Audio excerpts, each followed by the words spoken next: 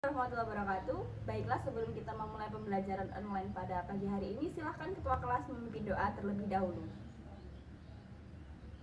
Oke, saya absen ya. Agustia Harda, Istiamalia, Taufik Subarkah. Ya, hari ini nihil.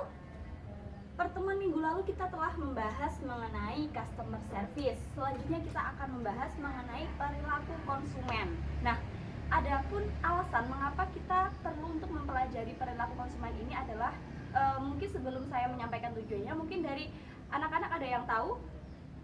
Ya, jadi tujuan dari mengapa kita perlu mempelajari perilaku konsumen ini adalah kita kan di sini jurusannya merupakan jurusan pemasaran ya.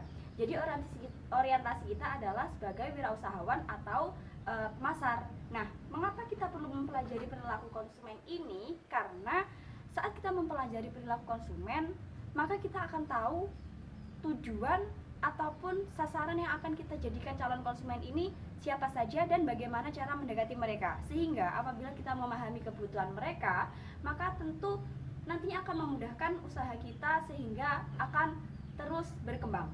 Seperti itu. Selanjutnya, adapun dalam pembahasan kali ini dalam bab perilaku konsumen ada 4 subbab yang akan kita bahas ya. Perilaku konsumen.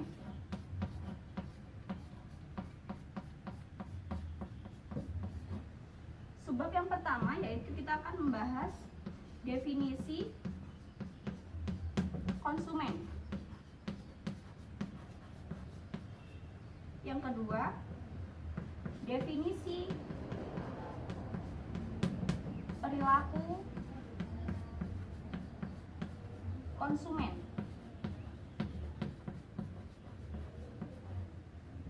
Yang ketiga yaitu manfaat dari mempelajari perilaku konsumen itu sendiri. Dan yang keempat adalah jenis-jenis atau model dari perilaku konsumen ini ada berapa. Sampai di sini mungkin ada yang ditanyakan? Kalau tidak ada, kita lanjut ke materi yang pertama sambil dilihat ya, tolong dilihat slide PPT yang sudah saya share sebelumnya, yaitu slide yang kedua mengenai definisi konsumen. Nah, dalam PPT yang sudah saya share disebutkan bahwasannya ada beberapa definisi menurut undang-undang dan juga menurut para ahli. Menurut Undang-Undang Nomor 8 Tahun 1999 Pasal 1 Ayat 2 dijelaskan bahwasannya perlindungan konsumen, definisi dari konsumen sendiri adalah tiap-tiap orang pemakai barang atau jasa yang tersedia di masyarakat, baik untuk kebutuhan diri sendiri, keluarga, orang lain, ataupun makhluk hidup yang tidak diperjualbelikan. Kemudian ada juga definisi menurut ahli ekonomi, yaitu menurut Dewi pada tahun 2003 dijelaskan bahwasanya konsumen adalah seseorang yang menggunakan produk atau jasa yang dipasarkan. Nah, dari beberapa definisi ini dapat kita tarik kesimpulan secara umum definisi dari konsumen sendiri adalah setiap orang pemakai barang atau jasa dalam kehidupan bermasyarakat, baik untuk kepentingan diri sendiri, orang lain, maupun masyarakat untuk tidak diperjualbelikan. Nah, selain itu dalam konsumen ini ada 2 jenis konsumen ya. Ada konsumen individual dan yang kedua organisasional. Nah, kira-kira konsumen personal atau konsumen individual ini siapa sih mereka ya? Jadi konsumen individual atau konsumen personal ini adalah mereka yang mengkonsumsi barang untuk dirinya sendiri, keluarga, ataupun teman tanpa diperjualbelikan. Artinya kalau yang personal ini lebih kepada pemenuhan kebutuhan terhadap diri sendiri. Sedangkan kalau yang konsumen organisasional, mereka adalah orang-orang atau pihak yang membeli atau mengkonsumsi barang atau jasa tapi untuk kepentingan dan keberlangsungan organisasi mereka. Sampai sini apakah sudah jelas? Oke, kalau sudah jelas, kita lanjut ke pembahasan yang selanjutnya, yaitu mengenai definisi perilaku konsumen. Silahkan dibuka slide selanjutnya ya teman-teman. Nah, untuk yang pembahasan selanjutnya mengenai definisi perilaku konsumen, ini ada menurut beberapa ahli juga ya. Yang pertama ada menurut Schiffman dan Canuck pada tahun 2000. Menurut mereka, perilaku konsumen adalah proses yang dilalui oleh seseorang dalam mencari, membeli, menggunakan, mengevaluasi, dan bertindak pasca pembelian suatu produk. Kemudian ada definisi lain, yaitu dari Winardi. Beliau mengemukakan bahwasannya definisi dari perilaku konsumen ini adalah perilaku yang ditujukan oleh orang-orang dalam merencanakan, membeli, menggunakan, serta memanfaatkan barang-barang ekonomi ataupun barang jasa. Nah, dari beberapa definisi ini dapat kita tarik kesimpulan juga bahwasannya secara umum perilaku konsumen adalah bagaimana seorang konsumen ini perilaku konsumen sebelum mereka membeli suatu produk, kemudian memutuskan untuk membeli produk tersebut, serta bagaimana perilaku mereka setelah membeli barang atau jasa ini tersebut. Jadi evaluasi setelah mereka membeli barang ataupun jasa, seperti itu. Kemudian secara sederhana studi mengenai perilaku konsumen ini meliputi 5W1H. Nah, apa saja sih 5W1H ini? W yang pertama ada what, teman-teman. W yang kedua ada who, yang ketiga ada why, yang keempat ada where, dan yang kelima ada when. Sedangkan yang H ini ada how. Langsung kita sambungkan kepada contoh agar lebih mudah dipahami ya. Yang pertama, W yang pertama ada what. Nah, apa? Kira-kira kalau kita ambil contoh, kira-kira apa sih facial wash yang diinginkan oleh konsumen? Apakah yang membuat wajah lebih putih, lebih glowing, tidak kusam, ataupun mengurangi minyak? Banyak jenisnya kan? Tentu perlu untuk dipelajari. Yang kedua ada who. Who ini kira-kira siapa sih target konsumen kita? Apakah dengan klasifikasi usia ibu-ibu, atau klasifikasi pekerja usia produktif, atau bahkan dengan target konsumen remaja? Yang ketiga yaitu ada why. Mengapa mereka membeli facial wash ini? Apakah karena mereka ingin kulit mereka lebih putih, atau ingin kulit mereka lebih glowing, atau tidak kusam? Tentu perlu untuk kita pelajari lebih lanjut juga. Yang keempat ada where. Where di sini kira-kira di mana para calon konsumen ini banyak membeli produk tersebut? Apakah di minimarket, atau di pasar tradisional, atau bahkan di toko online? Tentu hal ini dapat kita lakukan, dapat kita manfaatkan untuk memperkirakan kira-kira manakah yang lebih menguntungkan untuk kita stok. Apakah lebih menguntungkan jika kita memperbanyak stok di minimarket, atau di pasar tradisional, atau bahkan kita memperbanyak stok di toko-toko online?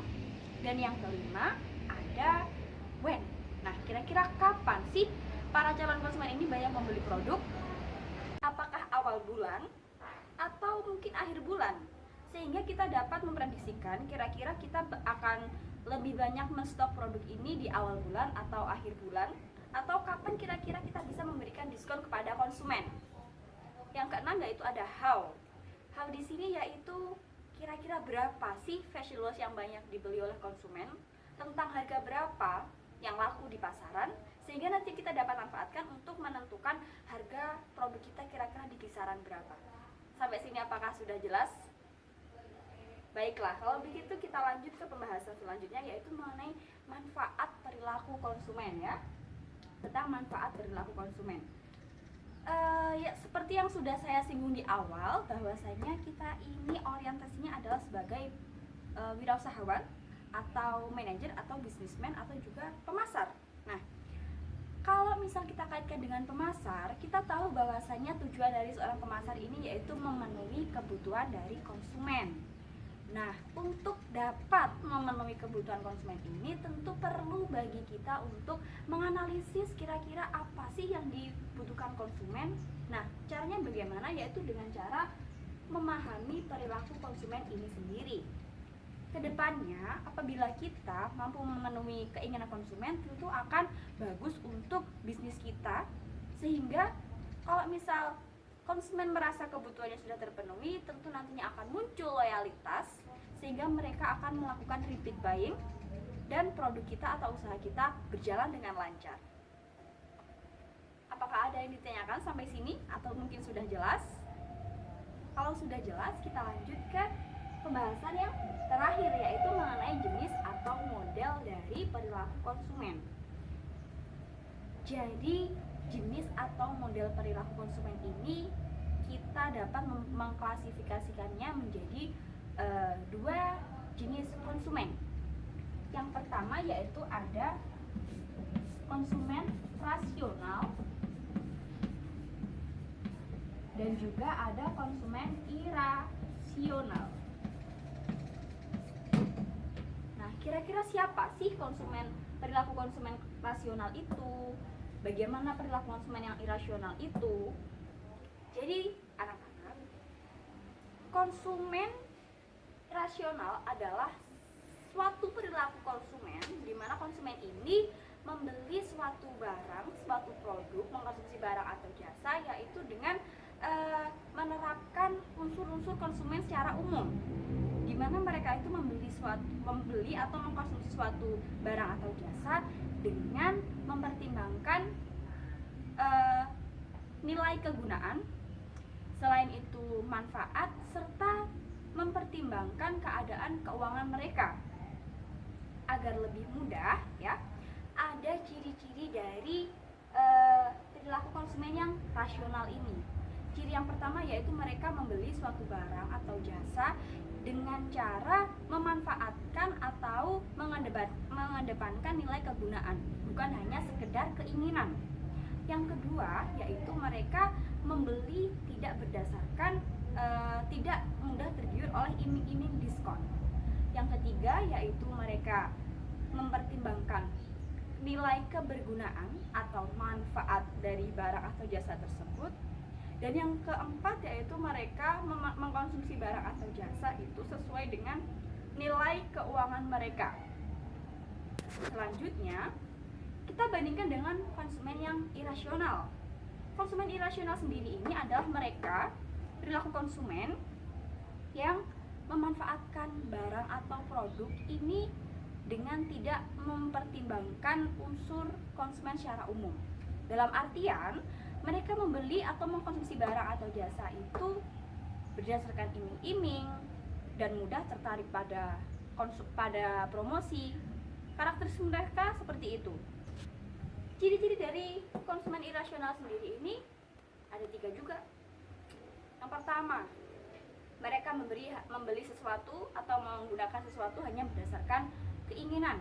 Yang kedua, mereka mudah tertarik dengan diskon atau promosi. Dan yang ketiga, mereka tidak begitu mementingkan nilai kegunaan. Dalam artian, mereka bisa dikatakan hanya membeli sesuatu itu berdasarkan brand atau merek tanpa memperhatikan nilai kebergunaannya. Jadi seperti itu. Sampai di sini, apakah ada yang ingin ditanyakan atau mungkin sudah jelas, anak-anak? Kalau begitu, kalau dirasa sudah jelas, selanjutnya saya akan memberikan tugas, ya. Tugasnya sudah saya share di Google Classroom. Silahkan kalian mengerjakan tugas tersebut, silahkan dikirim sesuai deadline yang sudah tersedia. Apabila ada yang ingin ditanyakan, kalian bisa bertanya lewat saya, mungkin lewat WhatsApp. Jangan lupa untuk pertemuan selanjutnya kita akan membahas mengenai consumer behavior. Sampai di sini dulu pembelajaran online kita pada pagi hari ini. Tetap semangat, jangan lupa dikerjakan tugasnya. Kita bertemu di minggu depan. Saya akhiri. Wassalamualaikum warahmatullahi wabarakatuh.